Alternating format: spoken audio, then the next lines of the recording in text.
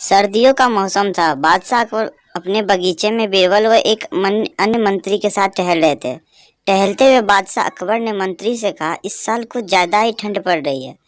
महल से बाहर निकलने में भी ठंड से हालत खराब हो रही है। मंत्री ने बादशाह की बात को जवाब देते हुए कहा, जी हुजूर, बिल्कुल सही फरमाया आपने। इस साल तो इतना ठंड पड़ी है कि जनता ने घर से बाहर निकलना बहुत कम कर दिया। टहलते टहलते बादशाह अकबर बगीचे में तने बने तालाब के किनारे जा पहुंचे। जैसे उन्होंने अपना हाथ पानी में डाला, उन्हें एहसास हुआ कि पानी बर्फ जैसा ठंडा है। पानी से हाथ बाहर निकालते हुए अकबर ने सही कि कह रहे हैं आप, इतना ठंड में कौन घर से बाहर। बीरबल को चुपचाप देखकर बादशाह ने बीरबल से पूछा, इस बारे में आपका क्या ख्याल है बीरबल? बीरबल ने सिर झुकाते हुए कहा, माफी चाहता हूँ हुजूर, इस बारे में मेरा ख्याल थोड़ा अलग है। मैं आप दोनों की बात से सहमत नहीं हूँ। अकबर ने आश्चर्यचकित होकर बीरबल से पूछा, अच्छा तो तुम भी बताओ कि क्या ख्याल है आपका?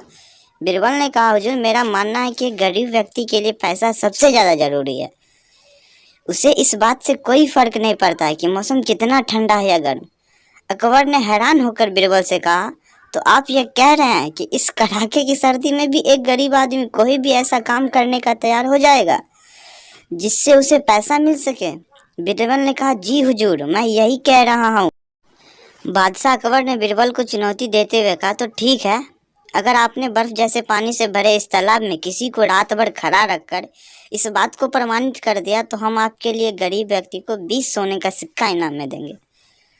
बादशाह की बात से सहमति जताते हुए बीरबल ने अगले दिन एक गरीब व्यक्ति को पेश करने का वादा किया। अगले दिन सभा में बादशाह अकबर ने बीरबल को पूछा कि क्या वो किसी को लाए हैं जो तालाब में खड़ा रहकर पूरी रात बिता सके। इस पर बीरबल ने गंगाधर नामक एक गरीब व्यक्ति को दरबार में मौजूद किया और वो कहा कि यह 20 सोने के सिक्के के लिए तालाब में पूरी रात बिताने का तैयार है। बादशाह अकबर ने सभा समाप्त करते हुए कहा कि ठीक है, 2 सिपाही इस व्यक्ति की रात भर निगरानी करेंगे। अगले दिन फिर से दरबार लगा और बादशाह ने बीरबल से गंगाधर के बारे में पूछा। बीरबल कहा कि आपका मित्र कितना देर टिक पाया वो उस बर्फीले पानी में? बीरबल ने कहा, महाराज, वो यही है, मैं उसे दरबार में पेश करने का इजाज़त चाहता हूँ। बादशाह की इजाज़त मिलते ही बीरबल ने गंगाधर को दरबार में बुलाया। बादशाह अकबर ने गंगाधर को शाबाशी देते हुए कहा कि हमें इस बात पर यकीन नहीं हो रहा कि तुम पूरी रात उस बर्फ जैसी पानी में रहे और आज तुम्हारे सामने सही संभाल खड़ा हो। तुमने ये कैसे किया? पूरी सभा को बताओ। गंगाधर ने कहा, महाराज, शुरुआत में मैं तो बहुत मुश्किल था, लेकिन कुछ समय बाद मुझे महल की एक खिड़की पर एक दिया जलता नजर आया। उस दियो को देखते हुए मैंने सारी रात बिता दी। बादशाह अकबर ने चौंक कर कहा, यह तो धोखा है, तुमने हमारे महल के जलते दियो को गर्मी से सारी रात बिता दी। फिर भी तुम्हारा इस धोखे के लिए हम तुम्हें सजा नहीं दे रहे हैं, लेकिन तुम अब इस इनाम का हकदार भी नहीं हो। यह कहते हुए अकबर ने अपने सिपाहियों से गंगाधर को महल से बाहर ले जाने को कह दिया और सभा समाप्त करके कमरे के बाहर उसे निकाल दिया। तब बादशाह अकबर ने कहा, क्या तुम पागल हो गए हो? यह खिचड़ी कैसे पक सकती है? तुमने हांडी को इतने ऊपर टांग रखा है और आग नीचे जल रही है।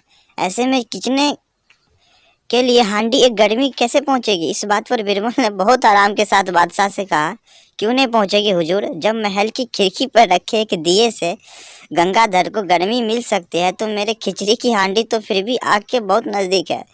बीरबल की बात सुनकर बादशाह हैरान हो गए और मुस्कुराते हुए कहा कि हम तुम्हारी बात अच्छी तरह से समझ गए बीरबल। इसके बाद उन्होंने गंगाधर को महल में बुलवाया और उसे 20 सोने के सिक्के का इनाम दिया। बीरबल को चतुराई के लिए उन्होंने बीरबल को भी इनाम दिया और इसको लिए गंगाधर बहुत खुश हुआ।